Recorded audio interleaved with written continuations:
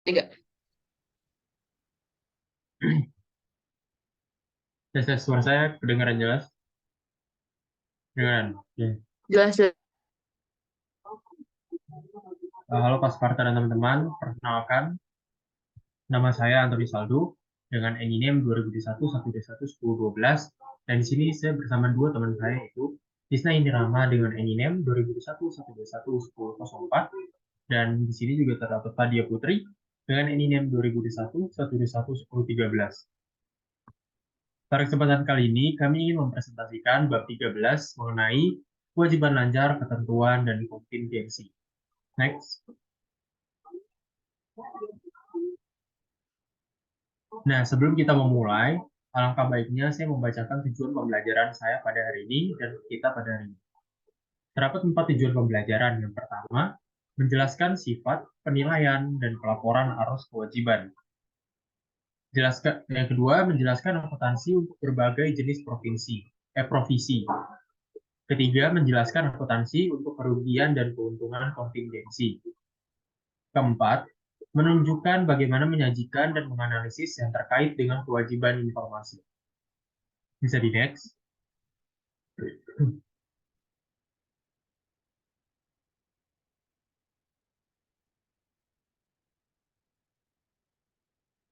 Untuk selanjutnya, pratinjaunya terdapat 4. Yang pertama, current liabilities.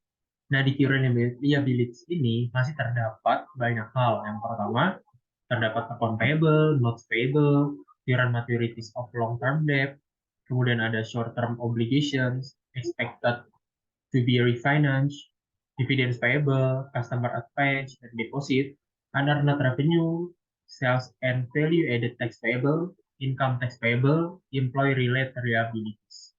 Yang kedua terdapat provisions. Nah, provision ini terdapat 4. Yang pertama, recollection of provision.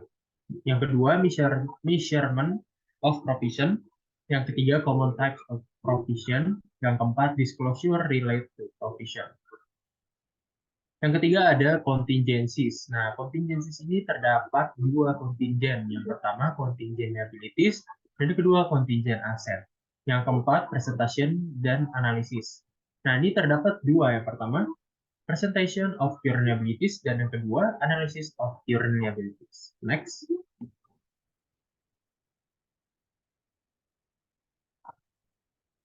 Selanjutnya terdapat kewajiban lancar.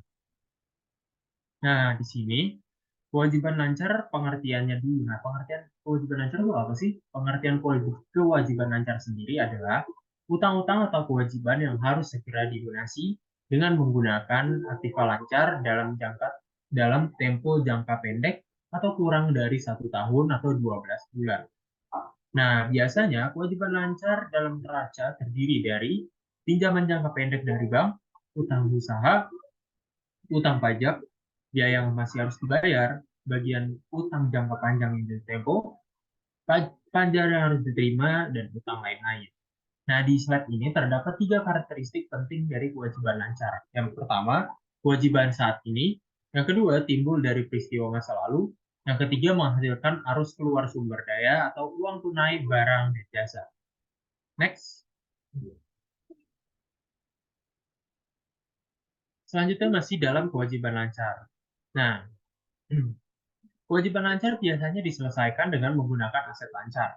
Yang termasuk dalam aset lancar adalah kas ataupun piutang. Selain itu, aset rasio lancar juga merupakan faktor yang penting dalam menentukan suatu kemampuan perusahaan untuk membayar hutangnya pada saat sudah dalam jatuh tempo. Nah, di sini di slide tertulis bahwa sebuah kewajiban lancar dilaporkan jika salah satu dari 2 syarat terdapat. 1. Kewajiban diharapkan akan diselesaikan dalam siklus operasi normalnya, atau kewajiban diharapkan akan diselesaikan dalam waktu 12 bulan setelah tanggal pelaporan. Nah, itu siklus operasi adalah periode waktu yang berlalu antara perolehan barang dan jasa dan realisasi kas akhir yang dihasilkan dari penjualan dan penagihan selanjutnya. Next.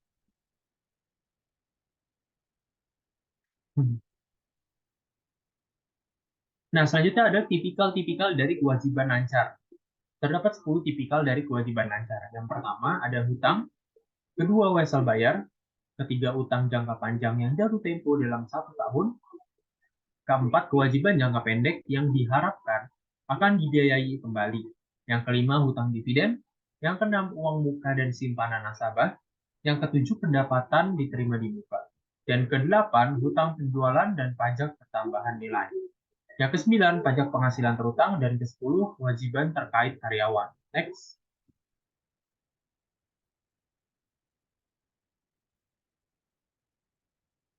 Selanjutnya terdapat hutang dagang atau akun hutang.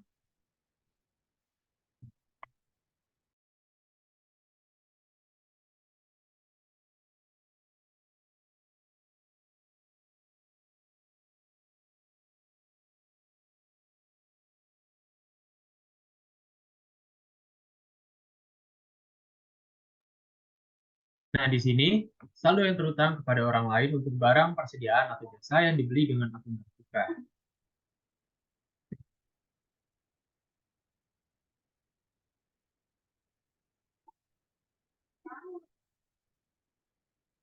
Ada dua. Yang pertama, jeda waktu antara penerimaan jasa atau perolehan hak atas aset dan pembayarannya.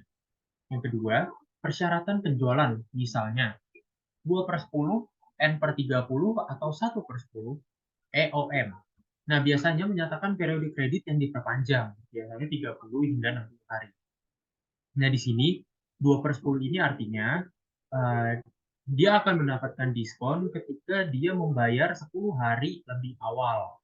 Kayak gitu. Nah, untuk N/30, 30-nya ini adalah jangka waktu periode hutangnya. Bisa di next.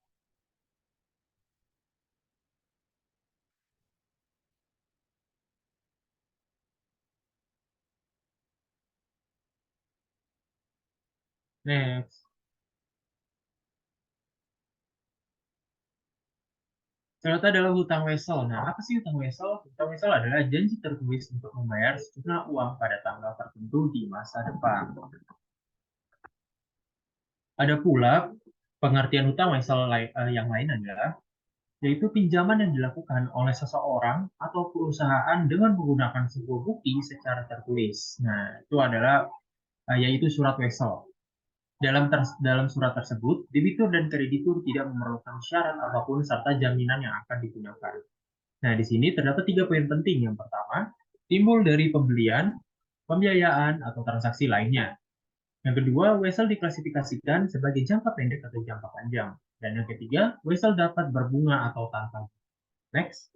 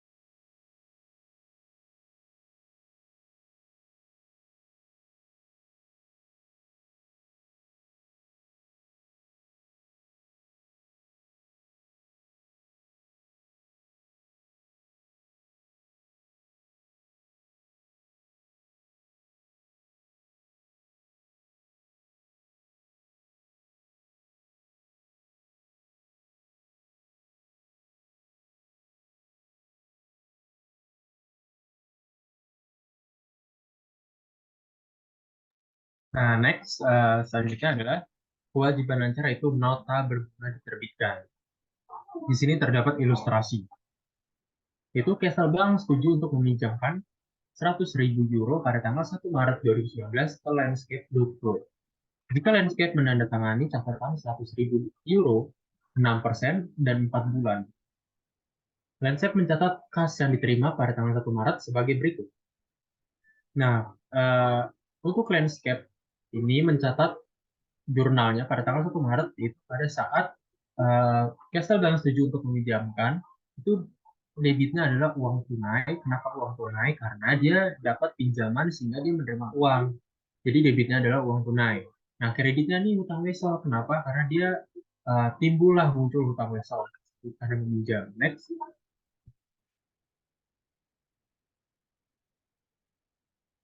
Masih nota berbunga diterbitkan. Jika Landscape menyusun laporan keuangan setiap semester, maka dibuat jurnal penyesuaian berikut untuk mengakui beban bunga dan hutang bunga pada tanggal 30 Juni 2019.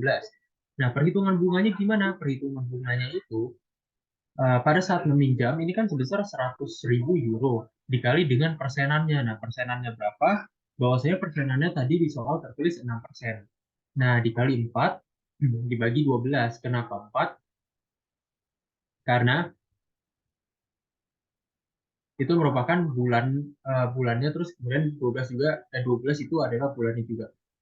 Kemudian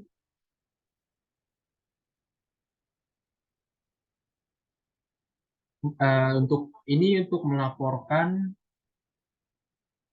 mengakui beban bunga dan hutang bunga. Jadi debitnya itu beban bunga, kreditnya adalah hutang bunga, nominalnya didapat dari perhitungan yang tadi di atas. Next.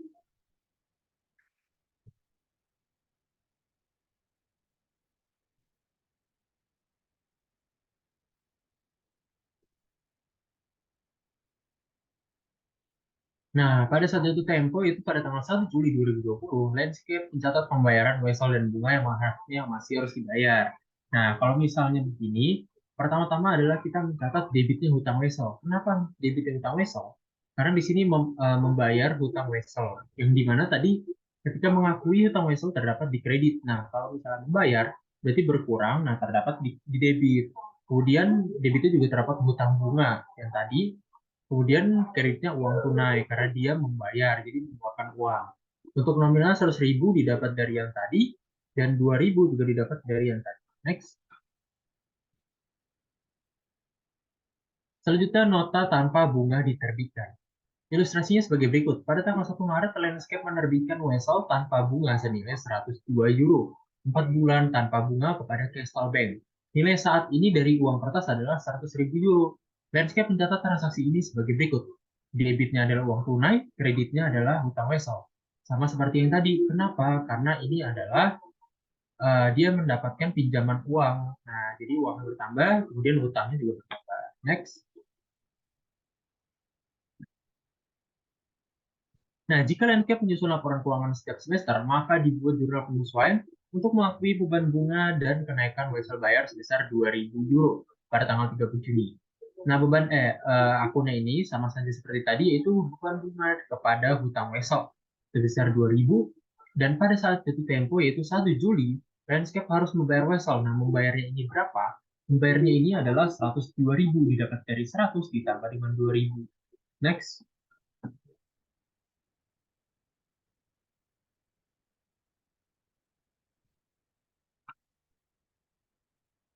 Nah, ini selanjutnya adalah E13-2, yaitu utang dagang dan wesel.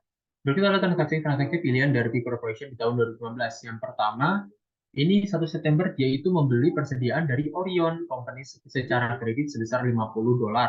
Nah, Darby ini mencatat pembelian kotor dan menggunakan sistem persediaan periodik. Dan pada tanggal 1 Oktober menerbitkan uang kertas $50, 12 bulan 8% kepada Orion sebagai pembayaran rekening. Nah, di 1 Oktober ini meminjam $75 dari Shore Bank dengan menandatangani wesel senilai $81 selama 12 bulan tanpa bunga.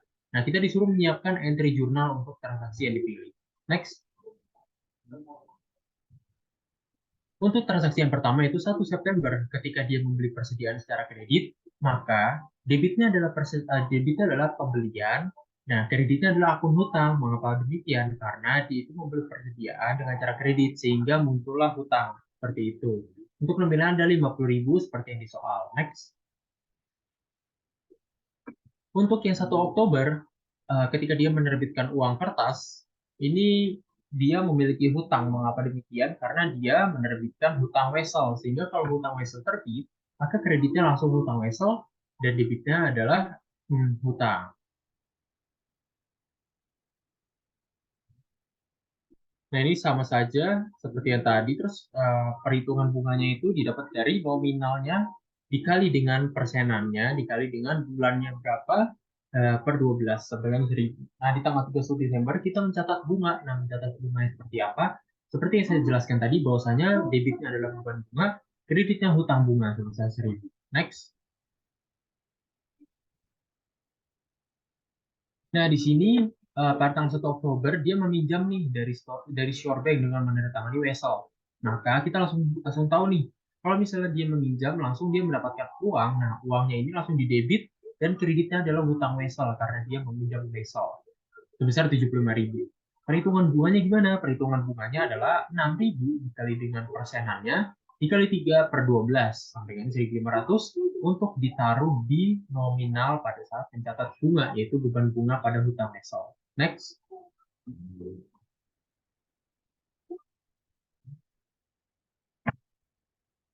Selanjutnya adalah utang jangka panjang jatuh tempo saat ini. Bagian dari obligasi, surat hipotek, dan utang jangka panjang lainnya yang jatuh tempo dalam tahun anggaran berikutnya. Mengecualikan utang jangka panjang yang jatuh tempo saat ini jika ada tiga. Yang pertama, dipensiunkan oleh aset yang diakumulasikan untuk tujuan ini yang belum disajikan dengan benar sebagai aset lancar. Yang kedua, dibiayai kembali atau dipensiunkan dari hasil penerbitan utang jangka panjang baru. Atau yang ketiga, dikonversi menjadi saham biasa. So the next.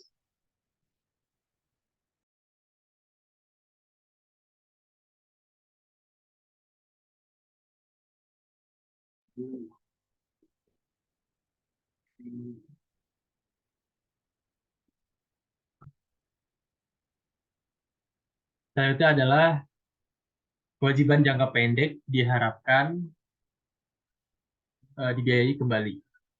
Nah, di sini mengecualikan dari kewajiban lancar jika keduanya dari kondisi berikut terpenuhi.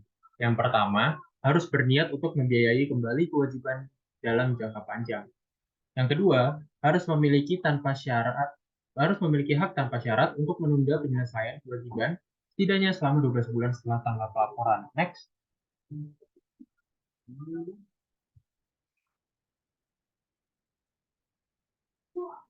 Satu adalah kewajiban jangka pendek A yang memiliki kewajiban jangka pendek $50 yang jatuh tempo pada tanggal 1 Maret 2019. CFO berdiskusi dengan pemberi pinjamannya apakah pembayaran dapat diperpanjang hingga 1 Maret 2021, asalkan yang setuju untuk memberikan jaminan tambahan.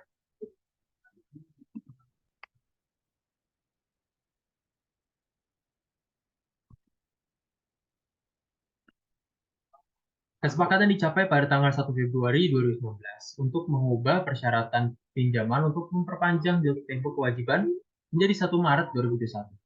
Laporan keuangan diotorisasi untuk diterbitkan pada tanggal 1 April 2019.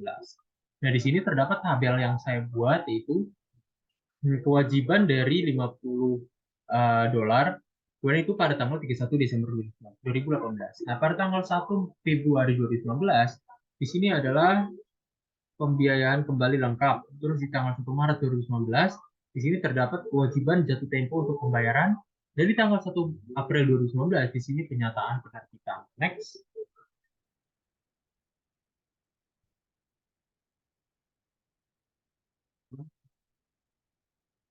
Nah, di sini soalnya masih sama. Kemudian pada tanggal 31 Desember 2019, kita lihat di tabel bahwasanya kewajiban saat ini yaitu dari $50.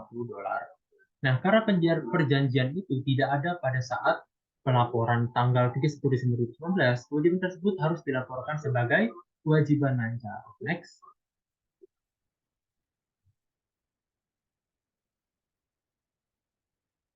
Nah, di sini kewajiban jangka pendek B, yang juga memiliki kewajiban jangka pendek lainnya sebesar $120 yang jatuh tempo pada 15 Februari 2019. Dalam diskusinya dengan pemberi pinjaman setuju untuk memperpanjang tanggal jatuh tempo hingga 1 Februari 2020. Perjanjian tersebut ditandatangani pada 18 Desember 2018. Surat pernyataan diotorisasi untuk diterbitkan pada tanggal 31 Maret 2019. Nah, di sini gambarnya kita bisa lihat bahwasanya pada tanggal 18 Desember 2018, pembiayaan kembali lengkap. Terus pada tanggal 31 Desember 2018, kewajiban dari 120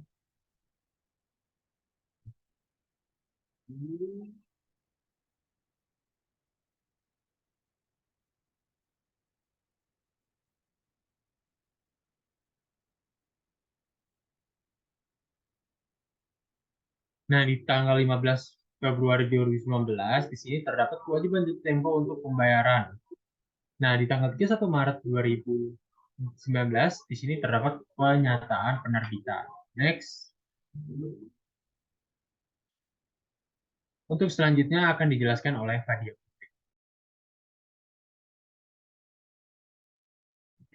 Di selanjutnya, ini masih sama soalnya. Lalu,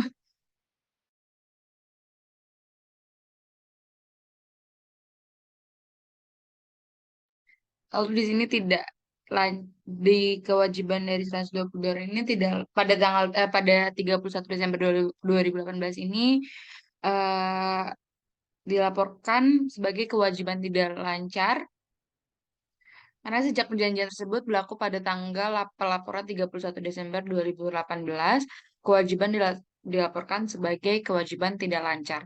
Next. Ya. Next itu ada hutang dividen. Hutang dividen adalah jumlah yang terutang oleh perusahaan kepada pemegang sahamnya sebagai akibat dari otoritas dewan direksi. Hutang dividen itu umumnya dibayar dalam waktu 3 bulan. Lalu dividen yang tidak diumumkan atas saham preferen kumulatif tidak diakui sebagai kewajiban. Utang dividen dalam bentuk saham tambahan tidak diakui sebagai kewajiban. Dan hutang dividen itu dilaporkan dalam ekuitas. Next. Next itu ada uang muka dan setoran pelanggan. Setoran tunai yang dapat dikembalikan diterima dari pelanggan dan karyawan. Uang muka dan setoran pelanggan ini dapat diklasifikasikan sebagai saat ini atau tidak lancar kewajiban. Next.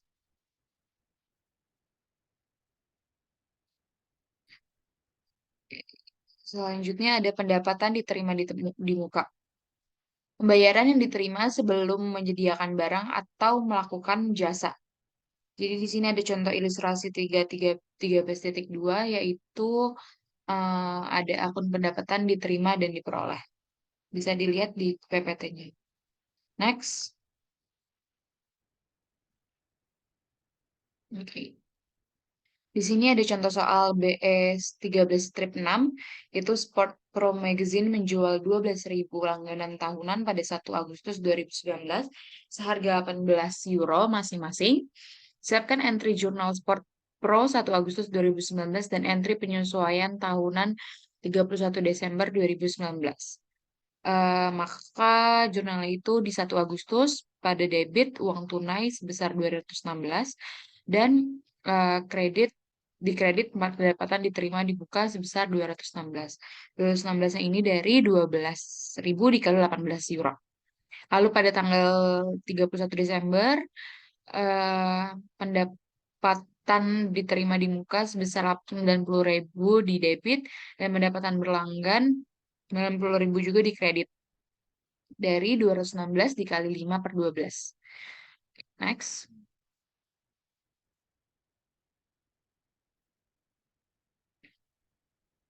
Next itu hutang penjualan dan pajak pertambahan. Jadi nilai pajak konsumsi itu umumnya baik pajak penjualan atau pajak pertambahan nilai atau PPN. Tujuannya ini adalah untuk menghasilkan pendapatan bagi pemerintah. Kedua sistem menggunakan metode yang berbeda untuk mencapai tujuan ini. Next. Di sini ada contoh ilustrasi dari hutang pajak penjualan. Yaitu Halo Supermarket menjual roti kepada konsumen pada hari tertentu seharga 2.400 euro dengan asumsi tarif pajak penjualan sebesar 10%. Lalu Halo Supermarket membuat jurnal sebagai berikut untuk mencatat penjualan.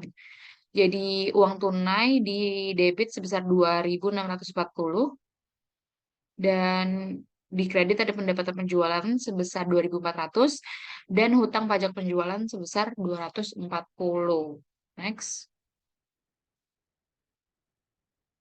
Oke. Di sini ada contoh ilustrasi dari hutang pajak tambahan nilai, yaitu PPN dikumpulkan setiap kali bisnis membeli produk dari bisnis lain dalam rantai pasokan produk. Menggambarkan satu, Hills Farm Wheat Company menanam gandum dan menjual ke Sunshine Baking seharga 1.000 euro. Lalu Hill Farms Wheat membuat entry berikut untuk mencatat penjualan dengan asumsi PPN-nya adalah sebesar 10%. Maka entry-nya itu uang tunai sebesar 1.100 di debit, dan di kredit ada pendapatan penjualan hutang sebesar 1.000 dan pajak tambahan nilai sebesar 100. Next.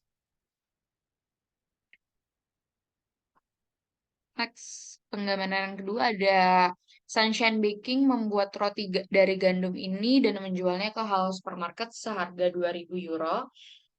Maka Sunshine Baking membuat entry berikut untuk mencatat penjualan dengan asumsi PPN-nya masih sama sebesar 10%.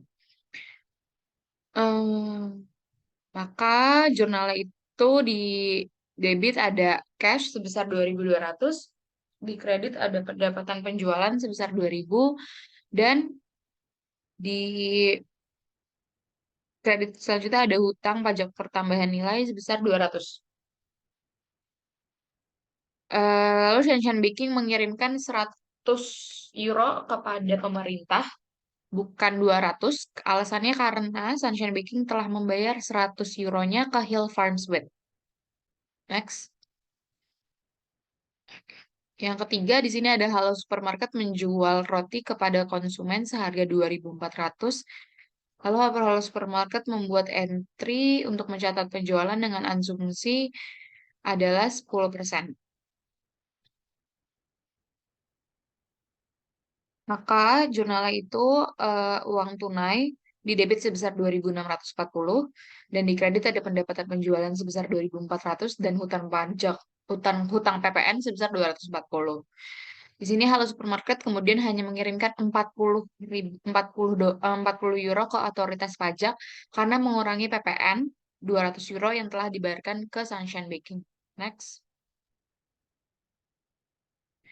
Ya, di sini selanjutnya ada hutang pajak penghasilan.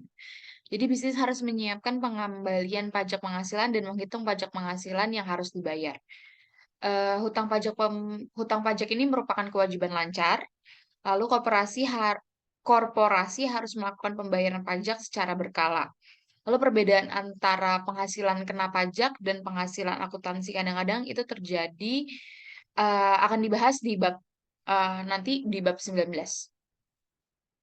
Next.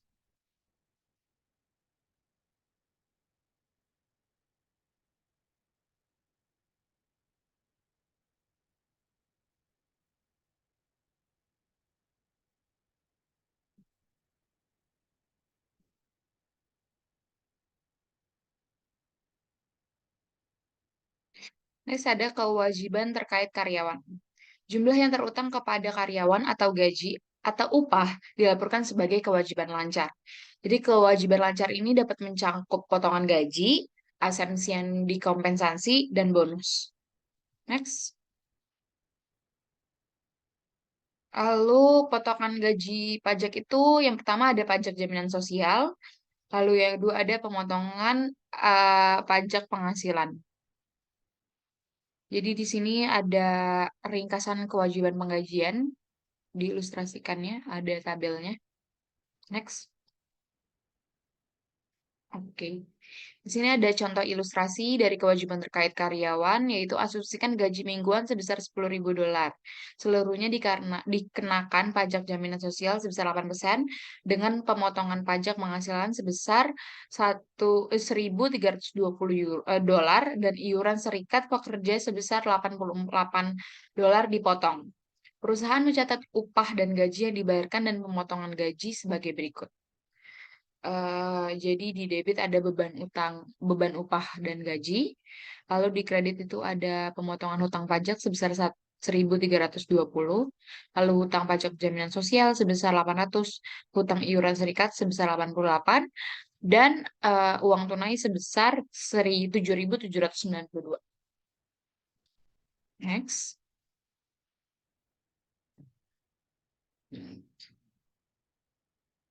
Ada contoh ilustrasi lainnya, yaitu asumsikan gaji mingguan sebesar 10.000 dolar seluruhnya dikenakan pajak jaminan sosial sebesar 8% dengan pemotongan pajak. Oh, ini masih sama soalnya, tapi perusahaan mencatat, oke. Di sini perusahaan mencatat gaji majikannya sebagai berikut. Beban pajak penghasilan 800 di debit dan di kredit ada hutang pajak jaminan sosial sebesar 800 juga. Next. Yes.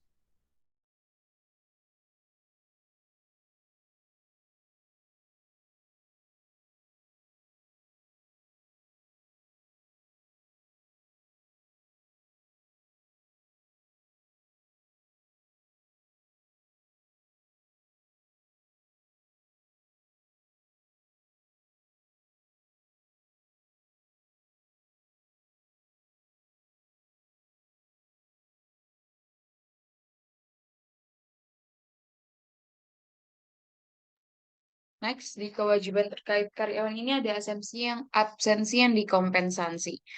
Jadi absen berbayar untuk liburan, sakit dan bersalin, ayah dan cuti juri. Di sini ada hak pribadi yaitu majikan memiliki kewajiban untuk melakukan pembayaran kepada kepada seorang karyawan bahkan setelah dia memutuskan hubungan kerja. Di sini juga ada akumulasi hak. Akumulasi hak itu yaitu karyawan dapat meneruskan ke periode mendatang jika tidak digunakan pada periode yang diperoleh. Lalu hak yang tidak diakumulasi itu adalah jangan dibawa ke depan. Mereka lapset jika tidak digunakan. Next. Di sini ada contoh soal juga Amurtron NF mulai beroperasi pada 1 Januari 2019. Perusahaan ini mempekerjakan 10 orang dan membayar masing-masing 480 euro per minggu. Karyawan mendapatkan 20 minggu liburan yang tidak digunakan pada tahun 2019. Pada tahun 2020, karyawan menggunakan minggu liburannya, tetapi sekarang mereka masing-masing mendapatkan 540 euro per minggu. Amurten memperoleh akumulasi pembayaran liburan pada 31 Desember 2019 sebagai berikut. Di debit ada beban gaji dan upah sebesar 9.600 dan di kredit ada gaji dan hutang upah sebesar 9.600 juga. Next. Oke. Jadi pada tahun 2020 mencatat pembayaran liburannya ini sebagai berikut. Jadi di debit ada gaji dan hutang sebesar 9.600 dan upah gaji dan beban utang sebesar 1.200. Lalu di kredit ada cash sebesar 10.800. Next.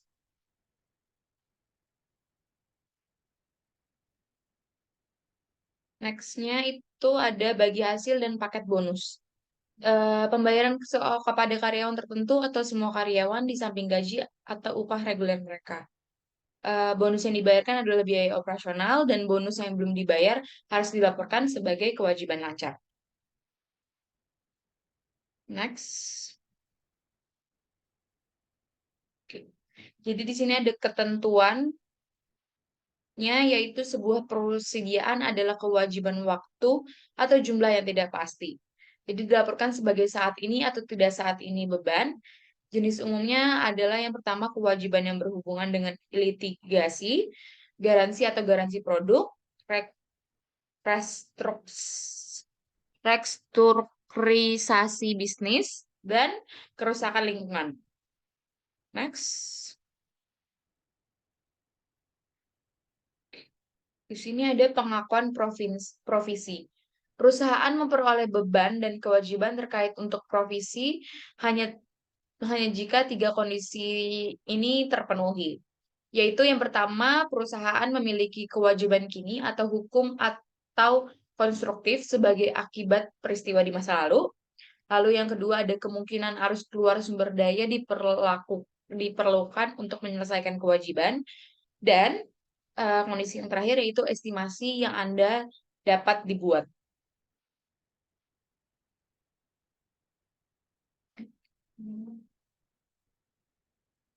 Di sini contoh pengakuannya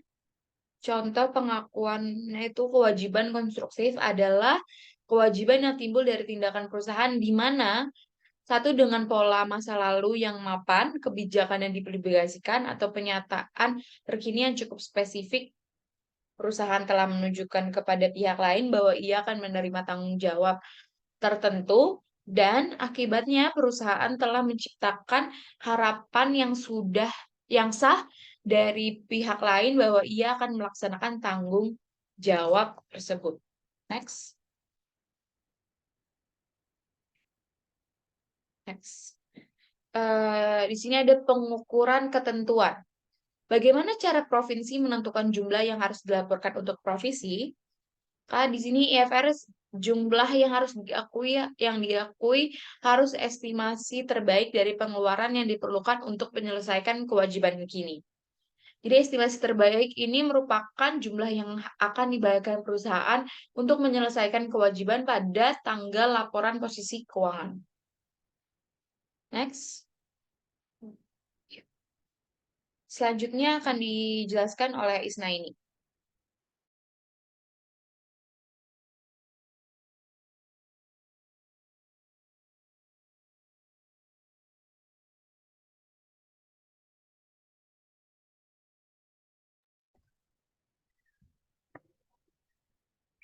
Baik, selanjutnya akan dijelaskan oleh saya. Nah, di sini ada jenis ketentuan umum. Nah, jenis ketentuan umum ini meliputi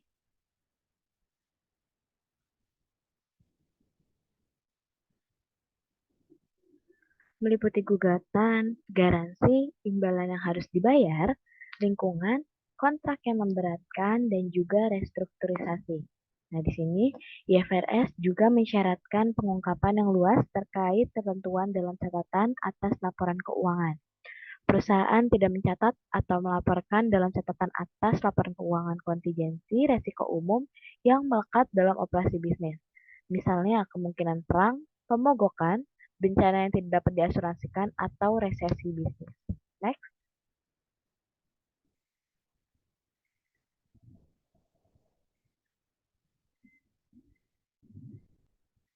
Nah, di sini masih dalam jenis ketentuan umum ada ketentuan litigasinya nih. Perusahaan harus mempertimbangkan hal berikut dalam menentukan apakah akan mencatat liabilitas sehubungan dengan tertunda atau terancam proses pengadilan dan aktual, atau mungkin klaim dan penilaian. Nah, jangka waktu di mana penyebab yang mendasari tindakan terjadi, dan kemungkinan dari hasil yang tidak menguntungkan, serta kemampuan membuat perkiraan yang masuk akal dari jumlah kerugian. Next.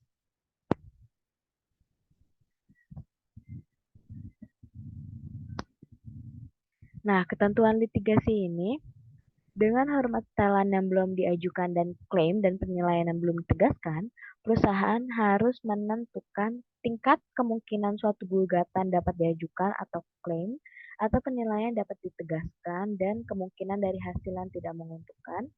Nah, jika keduanya mungkin terjadi, jika kerugiannya dapat diperkirakan secara wajar dan jika penyebab tindakan tersebut bertanggal pada atau sebelum tanggal laporan keuangan, maka perusahaan harus memperoleh kewajiban. Next.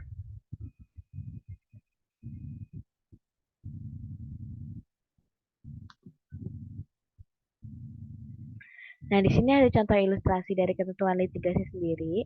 Di sini, Scorsese AS terlibat dalam gugatan pada tanggal 31 Desember 2019. Nah, di sini disuruh buatlah ayat jurnal tanggal 31 Desember dengan asumsi kemungkinan bahwa Scorsese akan bertanggung jawab atas 900.000 sebagai hasil dari gugatan ini. Lalu yang B, buat ayat jurnal 31 Desember jika ada dengan asumsi bukan kemungkinan bahwa Scorsese akan bertanggung jawab atas pembayaran apapun sebagai akibat dari gugatan ini. Nah, di sini ayat jurnalnya untuk tanggal 31 Desember yang A, yaitu kerugian gugatan pada kewajiban gugatan sebesar 900.000. Lalu, yang B, tidak diperlukan entry karena kerugian tersebut tidak diakui karena kecil kemungkinannya suatu liabilitas telah terjadi pada 31 Desember 2019. Next.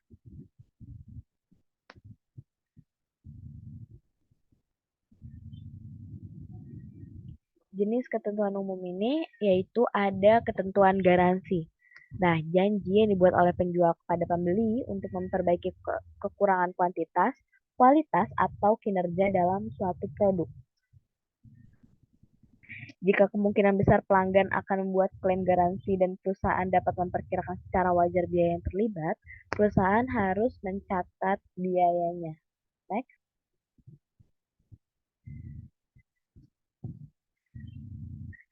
Nah, dalam ketentuan garansi ini, perusahaan sering memberikan salah satu dari dua jenis jaminan kepada pelanggan, yaitu ada garansi jenis layanan, yang dimana garansi yang diperpanjang pada produk dengan biaya tambahan. Biasanya dicatat dalam rekening pendapatan jaminan diterima di muka. Nah, mengakui pendapatan dengan dasar garis lurus selama periode garansi jenis layanan berlaku. Next.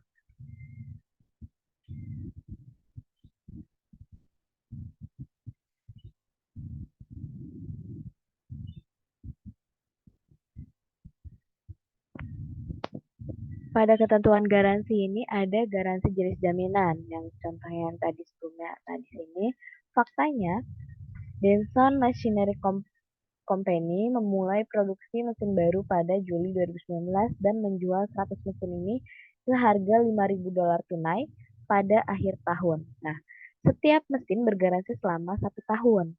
Denson memperkirakan berdasarkan pengalaman masa lalu dengan mesin serupa bahwa biaya garansi rata-rata adalah $200 per unit. Nah, selanjutnya, sebagai akibat dari penggantian suku cadang dan layanan yang dilakukan sesuai dengan garansi mesin, biaya garansi akan dikenakan sebesar $4.000 pada tahun 2019 dan $16.000 pada tahun 2020. Nah, di sini pertanyaannya, apa entry jurnal untuk penjualan dan biaya garansi terkait untuk 2019 dan 2020? Next.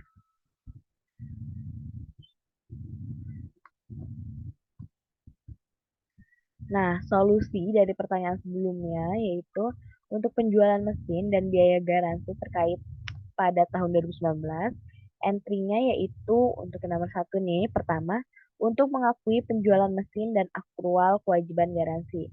Ini dari periode Juli hingga Desember 2019. Nah, di sini kita masukkan entry yaitu cash pada sales revenue sebesar 500.000. Yang kedua, untuk mencatat pembayaran atas jaminan yang terjadi. Ini periode Juli hingga Desember 2019 juga, yaitu kita tulis sebagai warranty expense pada cash inventory accrued payroll sebesar 4.000. Next.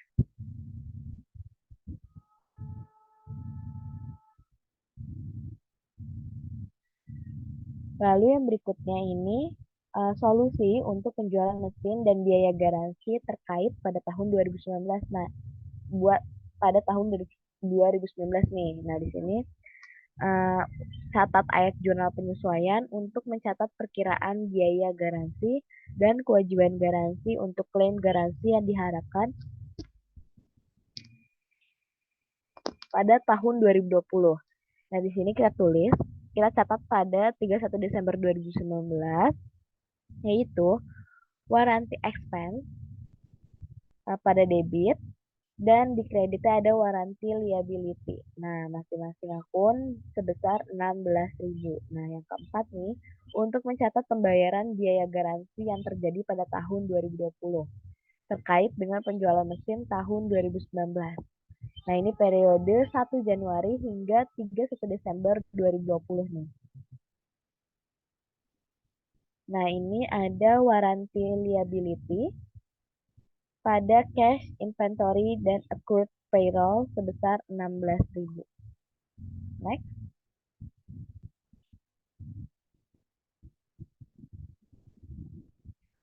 Lalu ketentuan garansi ini adapun jenis garansi lainnya nih. Ketentuan garansi ini perusahaan sering memberikan salah satu dari dua jenis jaminan kepada pelanggan, yaitu adanya garansi jenis layanan. Nah, ini garansi yang diperpanjang pada produk dengan biaya tambahan nih. Biasanya dicatat dalam rekening pendapatan jaminan diterima di muka dan mengakui pendapatan dengan dasar garis lurus selama periode garansi jenis layanan berlaku. Next.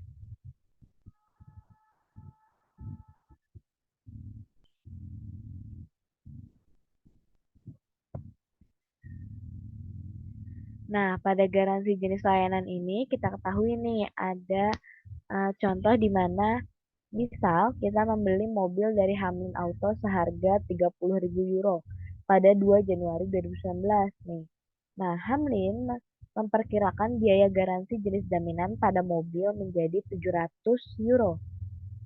Nah, Hamlin akan membayar perbaikan untuk 36.000 mil atau 3 tahun pertama. Mana saja yang lebih dulu nih. Nah, kita juga membeli untuk 900 euro garansi jenis layanan untuk tambahan 3 tahun atau 36.000 mil. Nah, Hamlin menanggung biaya garansi terkait dengan garansi jenis jaminan sebesar 500 euro pada tahun 2019 dan 200 euro pada tahun 2020. Hamlin mencatat pendapatan atas garansi jenis layanan dengan basis garis lurus. Dan di sini pertanyaannya, entry apa yang harus dibuat Hamlin pada 2019 dan 2022?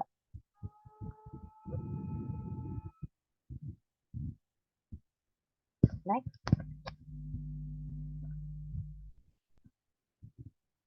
Seperti yang kita ketahui sebelumnya,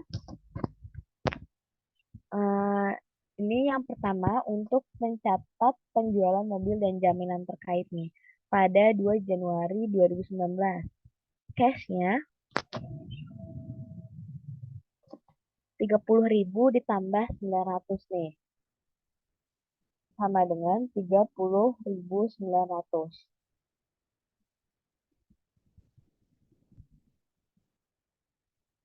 Yang dimana 30.000 ini merupakan harga mobil dengan 900 euro merupakan garansi jenis layanan yang ditambahkan 3 tahun.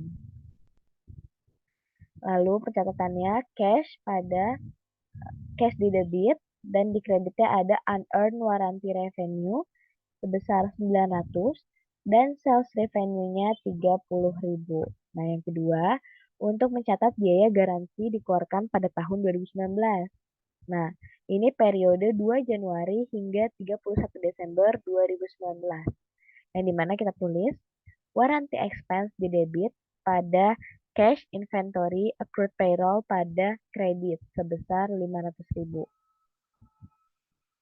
500. Maaf, sebesar 500 euro. Nah, 500 ini dari soal sebelumnya yaitu ada biaya garansi terkait dengan garansi jenis jaminan. Oke, next.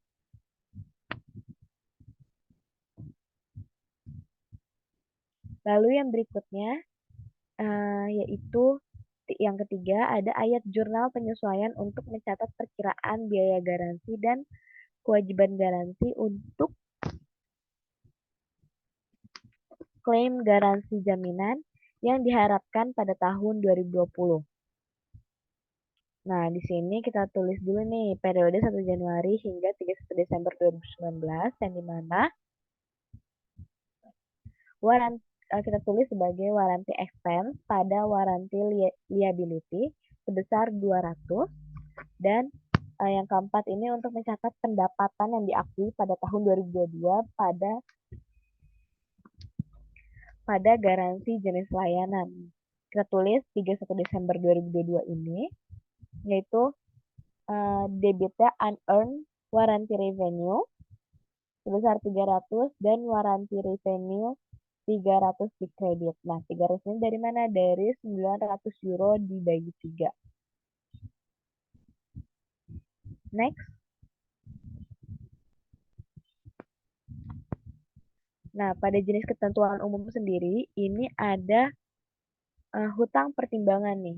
Perusahaan sering melakukan pembayaran atau memberikan pertimbangan kepada pelanggan mereka sebagai bagian dari pengaturan pendapatan. Perusahaan menawarkan premi, penawaran kupon, dan rabat untuk merangsang penjualan. Perusahaan harus mengenakan biaya-biaya premi dan kupon menjadi beban dalam periode penjualan yang diuntungkan dari rencana tersebut. Next.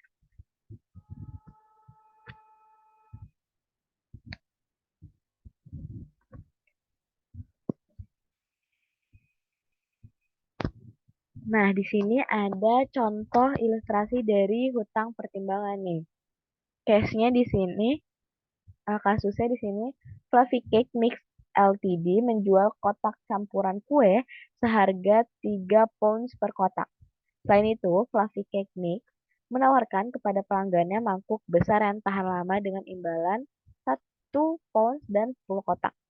Mangkuk pencampur biaya Fluffy Cake Mix 2 pounds dan perusahaan memperkirakan bahwa pelanggan akan menebus 60% dari tutup kotak.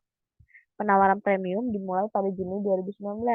Nah, selama 2019 ini, Fluffy Cake Mix membeli 200.000 mangkuk pencampur seharga 2 pound, menjual 300.000 kotak campuran kue seharga 3 pounds per kotak, dan menukarkan 60.000 tutup kotak. Nah, di sini pertanyaannya, entry apa yang harus dicatat Fluffy Cake Mix di 2019?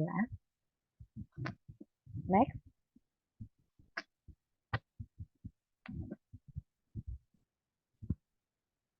Solusinya nih yang pertama, untuk mencatat pembelian 20.000 mangkuk pengaduk seharga 2 pounds per mangkuk.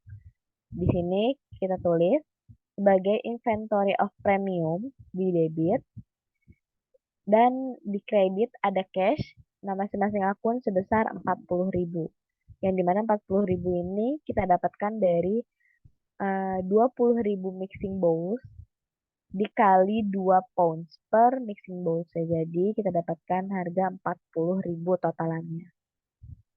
Lalu yang kedua, pencatatan penjualan cake mix box tahun 2019, yaitu kita catat sebagai cash pada sales revenue, yang dimana cash di debit sebesar 900.000, juga sales revenue di kredit sebesar 900.000. 900.000 ini dari mana? Dari 300.000 box of cake mix dikali 3 pounds. Nah, lalu yang ketiga ini ada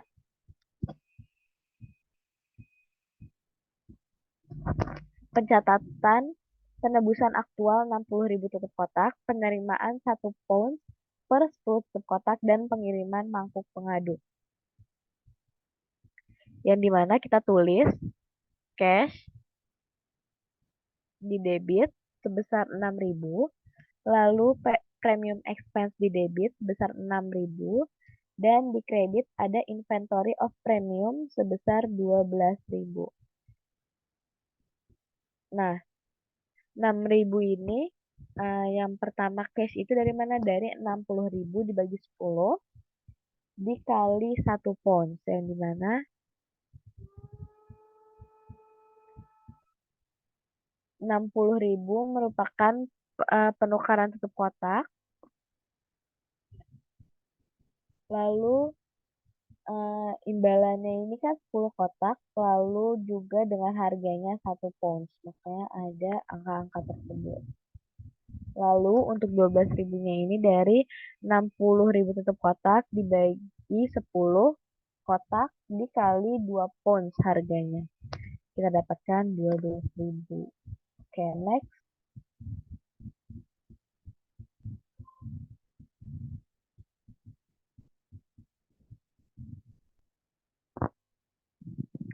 Next.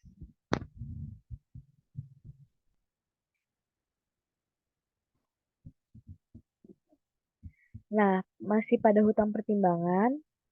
Nah, di sini melanjuti solusi yang tadi, ada perhitungan kewajiban premi pada 31 Desember 2019 kan. Nah, kita catat nih sebagai total box stop sold in 2019 sebesar 300.000, lalu estimated redemption sebesar 60, lalu dengan total estimate redemption-nya 180.000. Nah, lalu dengan cost of estimate redemption-nya 18.000 pound. Nah,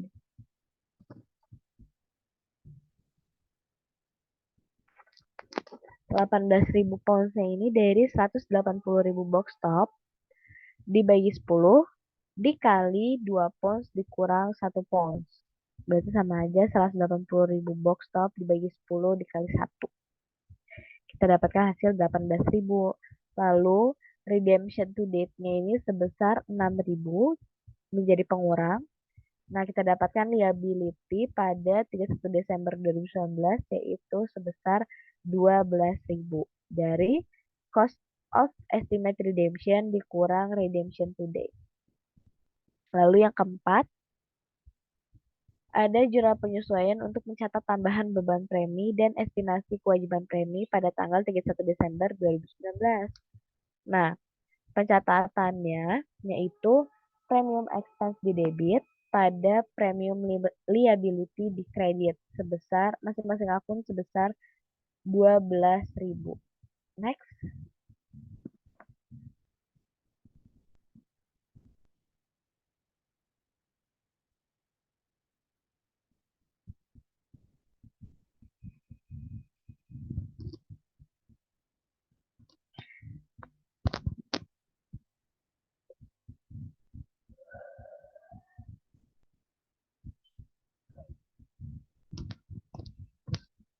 Lalu yang berikutnya ada jenis ketentuan umum yang yaitu ketentuan lingkungan. Di sini sebuah perusahaan harus mengenali dan tanggung jawab lingkungan ketika memiliki kewajiban hukum yang ada terkait dengan penghentian aset berumur panjang dan ketika dapat memperkirakan secara wajar jumlah kewajiban.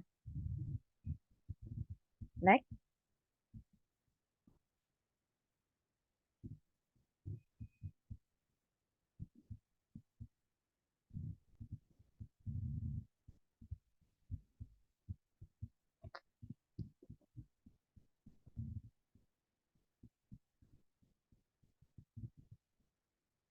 Nah, di sini pada jenis ketentuan umum, pada ketentuan lingkungan, yang ini acara wajib nih. Contoh kewajiban hukum yang ada yang memerlukan pengakuan kewajiban termasuk namun tidak terbatas pada penonaktifan fasilitas nuklir, pembongkaran, restorasi, dan reklamasi properti minyak dan gas bumi, adanya biaya penutupan, reklamasi, dan pemindahan tertentu dari fasilitas pertambangan, dan juga biaya penutupan dan pasca penutupan tempat pembuangan akhir. Next.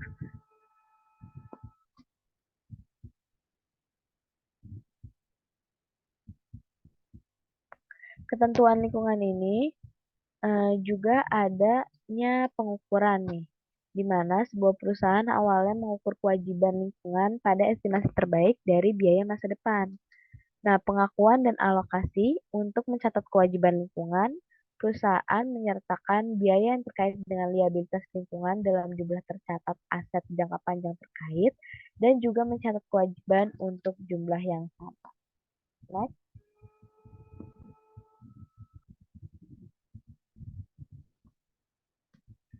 Nah, berikutnya kita masuk ke latihan soal bab 12. Boleh next?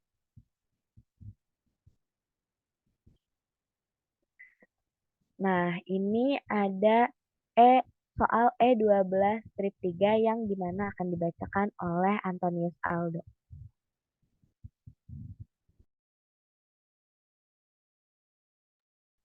Nah, di sini terdapat soal yaitu E12.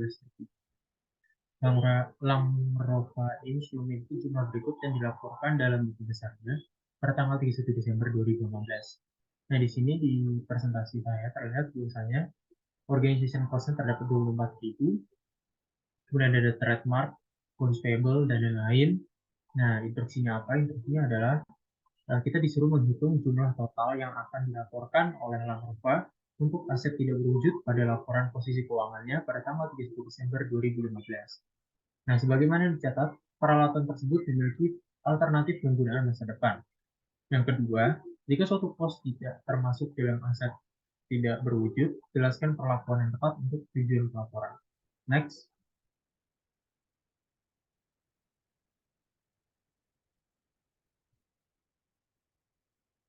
Untuk solusi yang A, yaitu solusi yang total yang akan dilaporkan oleh yang berupa, untuk aset tidak berwujud, itu pertama kita catat dulu trademarks-nya berapa.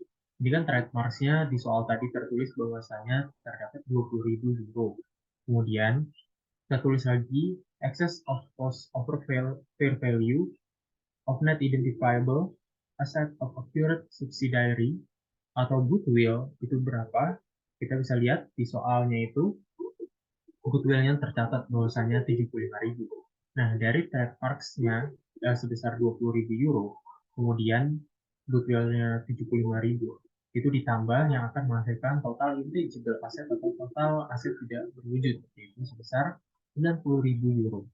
Nah, untuk jawaban yang B, penjelasannya, itu organization cost, itu terdapat 24.000 sebagaimana should be expense. Nah, di sini penjelasannya bahwasanya bond payable 35.000 euro should be reported in the non-current liability section. Nah, deposit with advertising agency for ads to promote goodwill of company 10.000 euro should be reported either as an expense or as prepaid advertising in the current asset section. Advertising costs in general are expense when incurred or when first used. Untuk penjelasan selanjutnya, cost of equipment incurred for research and development project 90.000 euro should be reported with property plant and equipment because the equipment has an alternative use. Cost of developing a secret formula for a product that is expected to be marketed for at least 20 years, 70.000 euro should be classified as research and development expense on the income statement. Next. Untuk soal selanjutnya akan dilanjutkan oleh Fadia Putri. Soal selanjutnya itu ada E12-9. Devon Harris Company telah memberikan informasi aset tidak berwujud sebagai berikut. Paten dibeli dari Bradkey Company seharga $2.500.000 pada tanggal 1 Januari 2014. Hari memperkirakan sisa masa manfaat paten adalah 10 tahun. Paten dibawa dalam catatan akuntansi Bradkey dengan nilai buku bersih sebesar $2 juta ketika Bradkey menjual ke Harris. Selama 2015, warabala dibeli dari Greeny Company seharga 580.000. Selain itu, 5% pendapatan dari warabala harus dibayarkan ke Greeny. Pendapatan dari warabala untuk tahun 2015 adalah 2.500.000. Di sini Haris memperkirakan masa manfaat warabala adalah 10 tahun dan mengambil amortisasi setahun pada tahun pembelian. Haris mengeluarkan biaya pembelian dan pengembangan pada tahun 2015 sebagai berikut. Ya, sebagai berikut. Ya, itu terlihat di PPT, materials equipment-nya sebesar 142, personelnya sebesar 189, dan indirect cost sebesar 102. Jadi di sini Haris memperkirakan biaya ini akan diperoleh kembali pada 31 Desember 2018. Tetapi karena ketidakpastian di pasar, prosesnya belum mencapai kelayakan ekonomi. Bahan dan peralatan yang dibeli tidak memiliki kegunaan alternatif. Pada 1 Januari 2015, karena kejadian terkini di lapangan, Haris memperkirakan sisa umur paten yang dibeli pada 1 Januari 2014 hanya 5 tahun dari 1 Januari 2015. Maka dari soal tersebut diinstruksikan yang A, siapkan jadwal yang harus memperlihatkan bagian tak berwujud dari laporan posisi keuangan Haris pada tanggal 31 Desember 2015. Tunjukkan perhitungan pendukung dalam bentuk yang baik. Kalau yang B, buatlah schedule yang menunjukkan pengaruh laporan laba rugi untuk tahun yang berakhir pada 31 Desember 2015 sebagai akibat dari fakta di atas. tampilkan perhitungan pendukung dalam bentuk yang baik. Next. Oke.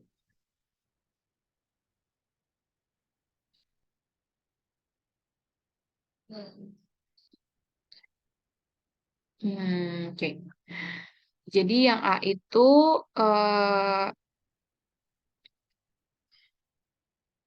di sini ada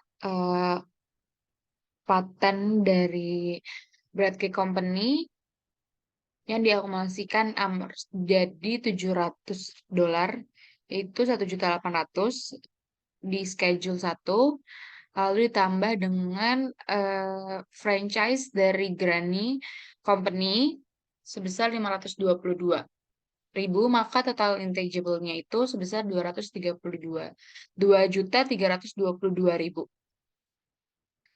Eh, maka di sini cost of patennya cost of patent at date of purchase-nya sebesar 2.500.000 dikurangi dengan amortisasi paten 250.000. 250.000-nya itu dari 2.500.000 dibagi 10 tahun, maka hasilnya 2.250.000. Lalu dikurangi lagi dengan amortisasi paten yang 2015 sebesar 450.000. Dari 450.000-nya itu dari 2.250.000 dibagi 5 tahun.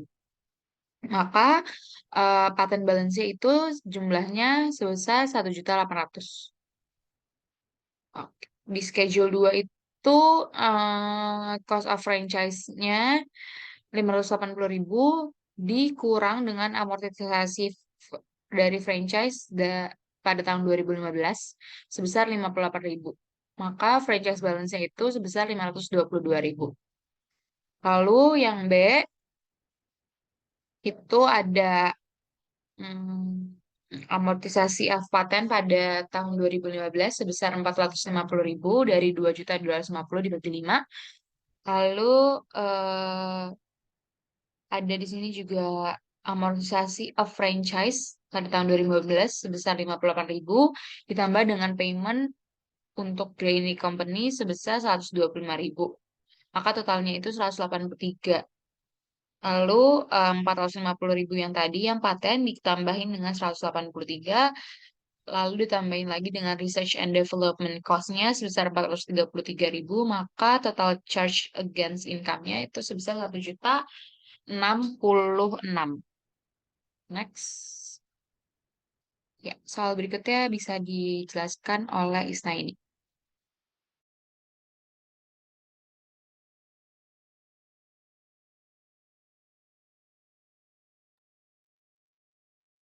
Nah, berikutnya ada soal E12 strip 11 yang udah ditampilin di share screen-nya di layar. Nah, di sini diketahui Yun Industri memiliki paten berikut pada laporan posisi keuangan 31 Desember 2014. Nih, jumlahnya dalam ribuan. Yang dimana paten itemnya nih ada 3, ada paten A, B, dan juga C. Yang dimana inisial cost per paten ini berbeda. Paten A sebesar 40.800, paten B 15.000, dan paten C 14.400. Nah, tanggal di akuisisinya itu paten A pada tanggal 1 Maret 2011, paten B 1 Juli 2012, dan paten C 1 September 2013, yang dimana useful life-nya ini paten A selama 17 tahun, paten B-nya 10 tahun, dan paten C ini 4 tahun. Boleh next?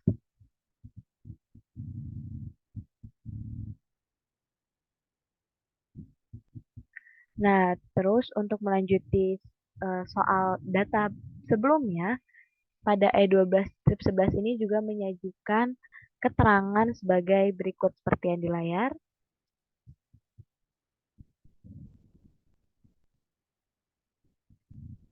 Ada banyak peristiwa yang terjadi selama tahun yang berakhir pada tanggal 31 Desember 2015. Ada biaya penelitian dan pengembangan sebesar 245.700 saat tahun 2015, lalu ada paten dia dibeli pada 1 Juli seharga 28.500 dan patennya memiliki masa manfaat 9,5 tahun dan juga akibat berkurangnya permintaan untuk produk tertentu yang dilindungi oleh paten B. Kemudian penurunan nilai paten B terjadi pada tanggal 31 Desember 2015 dan nilai wajar berbasis pasar tidak tersedia. Nah, lalu adanya perkiraan arus kas masa depan yang diharapkan dari paten B nih, yaitu pada tahun 2016, 2017 dan juga 2018 cash flow-nya, expect future cash flow-nya sebesar 2.000. Nah, tingkat diskonto yang tepat untuk digunakan untuk arus kas ini adalah 8%. Dan di sini disuruh asumsikan bahwa arus kas terjadi pada akhir tahun. Next.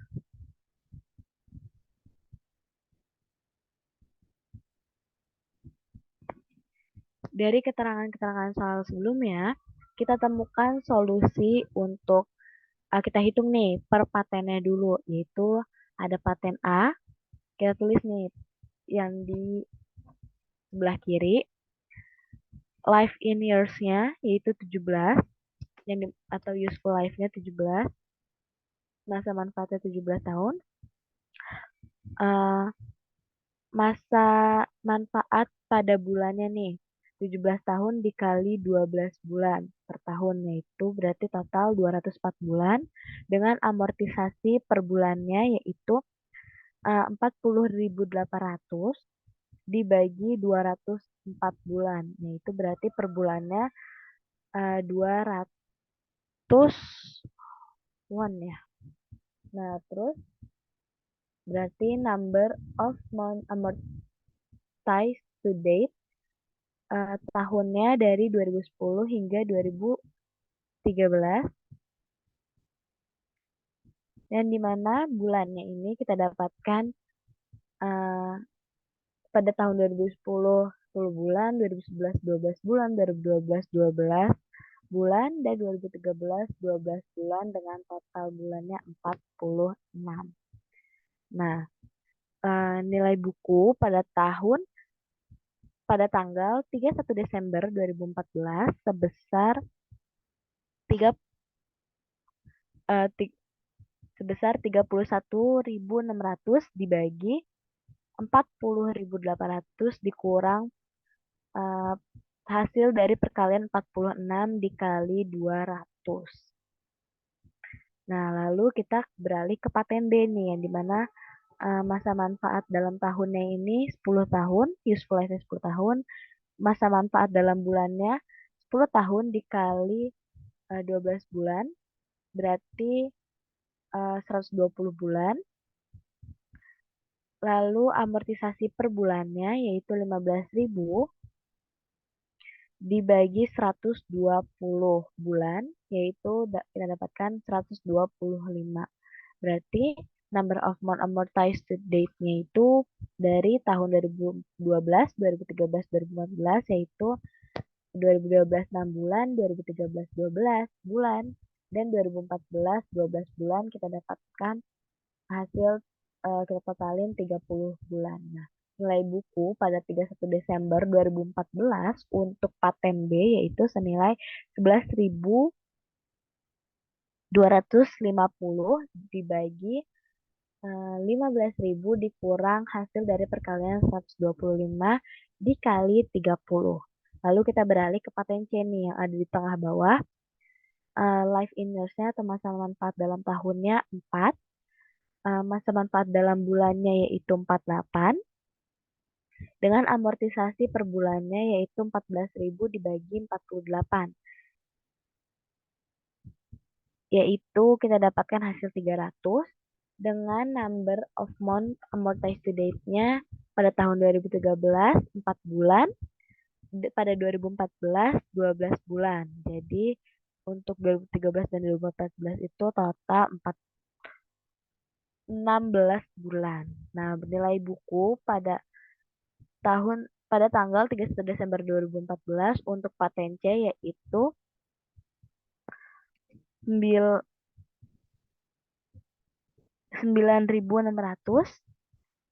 dibagi 14.400 dikurang 300 dikali 16. Nah, di sini kita dapatkan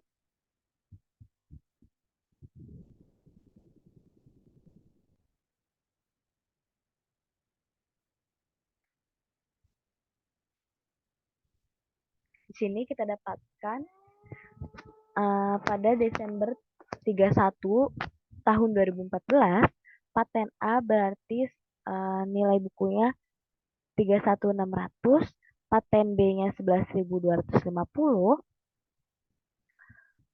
lalu paten C yaitu sebesar 9.600 dengan total berarti 52.450. Next.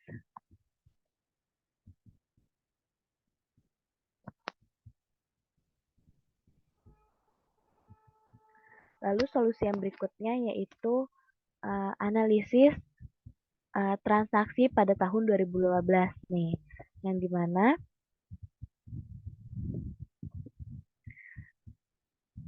217.700 won ini dikali 245.700 dikurang 28.000 incurred for research and development should be expense.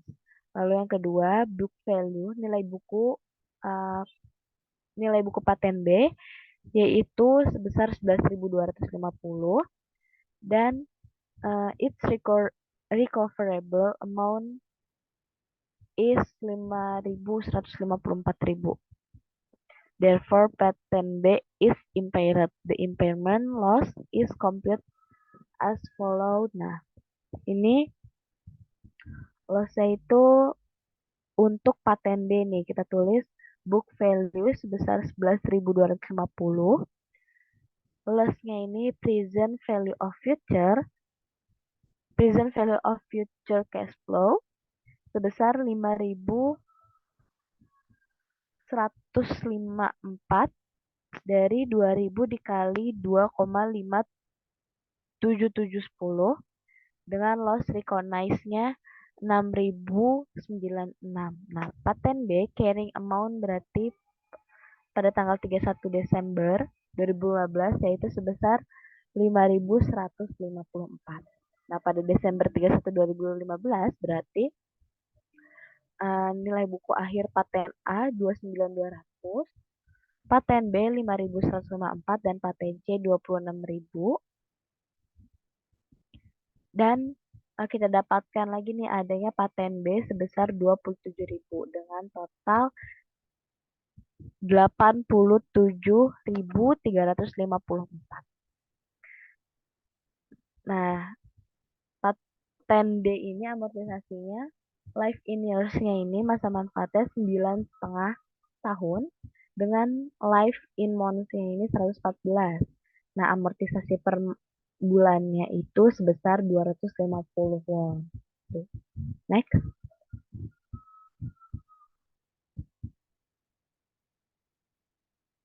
Oke, selanjutnya ada soal E12 strip 13 cm yang akan dilanjutkan oleh Antonius Aldo. Di sini pada tanggal 1 Juli 2015, Brandon SA membeli Mills Company dengan membayar 250 euro tunai dan menerbitkan wesel sebesar 150.000 euro. Pada tanggal 1 Juli 2015, laporan posisi keuangan Mills Company adalah sebagai berikut.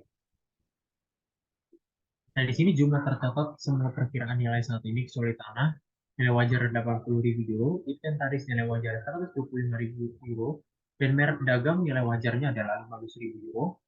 Kita disuruh membuat entry pada tanggal 1 Juli untuk Brandon untuk mencatat pembelian dan menyiapkan entry pada 31 Desember untuk Brandon mencatat amortisasi aset tak berwujud merek dagang tersebut diperkirakan memiliki masa manfaat 4 tahun dengan nilai sisa 3.000 euro. Next. Nah, ini solusinya, solusi dari yang A yaitu entry 1 Juli untuk mencatat pembelian. Nah, untuk mencatat pembelian, di sini terdapat debitnya building equipment, trademarks, land, inventory, receivable, cash, goodwill, dan lain-lain. Ini kita lihat dari laporan posisi keuangan yang tadi, nominalnya juga sama lihat yang tadi. Nah, terus kemudian kreditnya terdapat account payable, notes payable, dan juga cash. Ini kenapa di cashnya di sini terdapat dua, debit dan kredit, karena debitnya untuk mencatat di laporan posisi keuangan dan kreditnya pada saat melakukan pembelian sehingga cashnya berkurang. Nah, untuk yang jurnal 31 Desember yang B, ini debitnya trademark amortization expense, kemudian kreditnya adalah trademarks. 1.500 didapat dari mana? Dari 15.000 dikurangi 3.000. 3.000 ini adalah nilai sisanya, kemudian dikali dengan 1/4, ini bulannya dikali 6/12, sisa bulannya. Seperti itu. Next. Selanjutnya akan dilanjutkan oleh Fadia. Soal selanjutnya itu ada P12 strip 2. Laboratoris memegang paten berharga pada precipitator yang mencegah jenis polusi udara tertentu. Cho tidak memproduksi atau menjual produk dan proses yang dikembangkannya. Alih-alih ia melakukan penelitian dan mengembangkan produk dan proses yang dipatenkan dan kemudian memberikan paten tersebut kepada produsen berdasarkan royalti. Kadang-kadang itu menjual paten. Sejarah nomor paten Cho ada 758 strip 6002 strip 1A adalah sebagai berikut. Ya, bisa dilihat di PPT-nya. Oke, next. Lalu berdasarkan penandatanganan kontrak royalti pada Maret 2012, paten tersebut dianggap layak secara ekonomi. Cho mengasumsikan masa manfaat 17 tahun ketika menerima paten precipitator awal. Pada tanggal 1 Januari 2014, estimasi masa manfaat direvisi menjadi 5 tahun tersisa. Amortisasi dihitung untuk 1 tahun penuh jika biaya tersebut dikeluarkan sebelum 1 Juli. Dan tidak ada amortisasi yang dihitung untuk tahun tersebut jika biaya tersebut dikeluarkan setelah 30 Juni. Tahun perusahaan berakhir pada tanggal 31 Desember. Maka diinstruksikan hitung nilai tercatat paten nomor 758 strip 6002 strip 1A pada setiap tanggal berikut. Yang A Desember 31 2009, yang B Desember 31 2013, dan yang C Desember 31 2016. Next.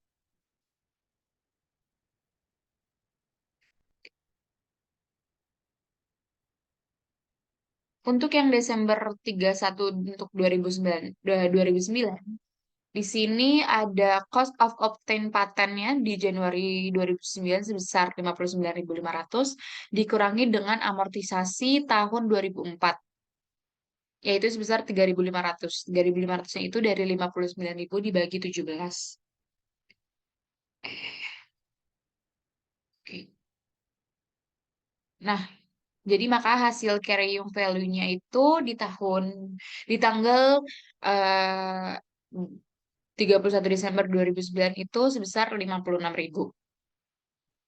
Lalu di 31 Desember 2013 yang B itu carrying value-nya dari patennya 56.000 dikurang dengan 7.000 hasil dari 3.500 ditambah dengan 3.000 hasil dari amortisasi 2010 dan 2011 sebanyak 3.500 dan 3.500 maka hasilnya 49.000. Lalu 49.000 itu ditambah dengan legal fee to defend patent sebesar 42.000, maka carrying value di tanggal 31 Desember 2011 hasilnya 91.000.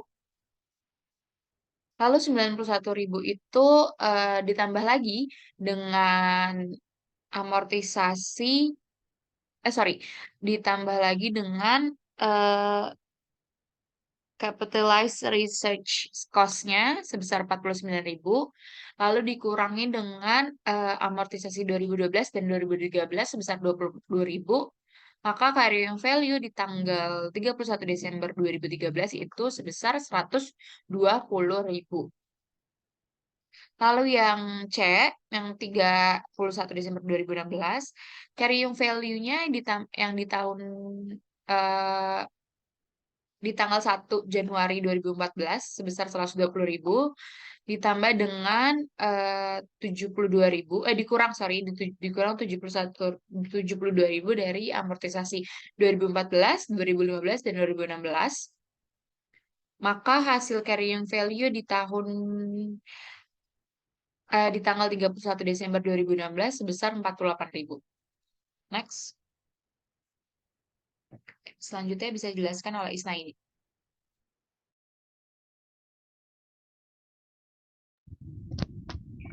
Lanjut.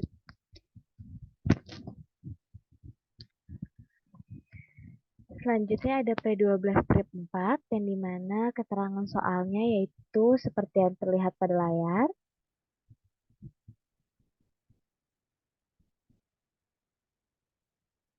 Adanya pembangunan gedung yang dimulai pada tahun 2013 dan juga membeli lokasi bangunan untuk laboratorium penelitian dan pengembangan dengan biaya $60.000. Nah, gedungnya selesai tanggal 31 Desember 2014 dengan biaya sebesar $320.000 dan mulai beroperasi pada tanggal 2 Januari 2015. Nah, estimasi masa manfaat gedung untuk tujuan penyusutan adalah 20 tahun. Metode penyusutan garis lurus akan digunakan dan tidak ada estimasi nilai sisa. Lalu, manajemen memperkirakan sekitar 50% dari proyek kelompok penelitian dan pengembangan akan menghasilkan manfaat jangka panjang, yaitu setidaknya 10 tahun. Lalu, proyek yang tersisa menguntungkan periode saat ini atau ditinggalkan sebelum selesai. Nah, ringkasan jumlah proyek dan biaya langsung yang dikeluarkan sehubungan dengan kegiatan penelitian dan pengembangan untuk tahun 2015 ditampilkan di slide berikutnya. Next.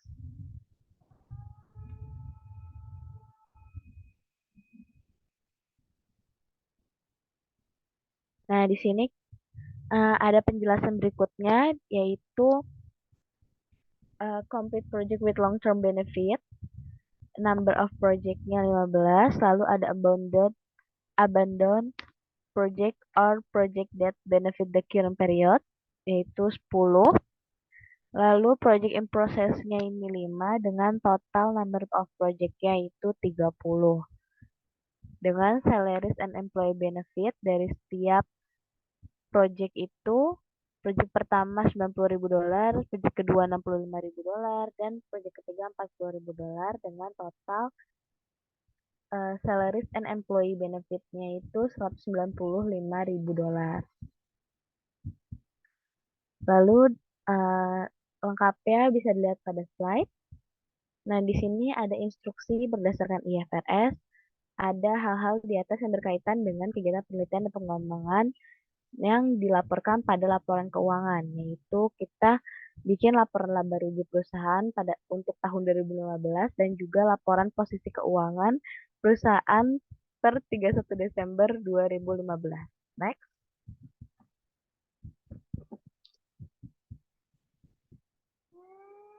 Dari soal-soal yang tadi sudah ada di slide sebelumnya, kita dapatkan solusi nih. Untuk yang pertama, income statement for the year ended Desember 31 2012, yaitu kita tulis research and development expense sebesar $148.000 dengan amortisasi of patennya sebesar $8.800. Nah, 8.800 ini kita dapatkan dari 88.000 dibagi 10 tahun. 10 tahun lalu, adapun depreciation untuk gedungnya sebesar 16.000 dari $320.000 dibagi 20 tahun. Lalu salaries and employee benefits 105.000 dari 195.000 dikurang 90.000 dan other expense 77.000 dikurang 50.000 yaitu sebesar 27.000. Lalu untuk yang B, Statement of Financial Position pada 31 Desember 2015 nih. Ada land sebesar $60.000, building sebesar $304.000, lalu paten sebesar 72.600, dan kapitalis development cost-nya itu sebesar 140.000 dari 90.000 ditambah 50.000.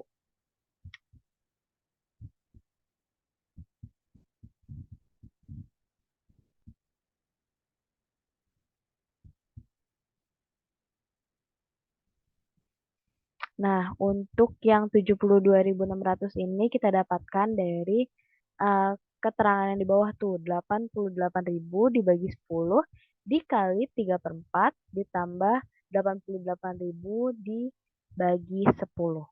Next.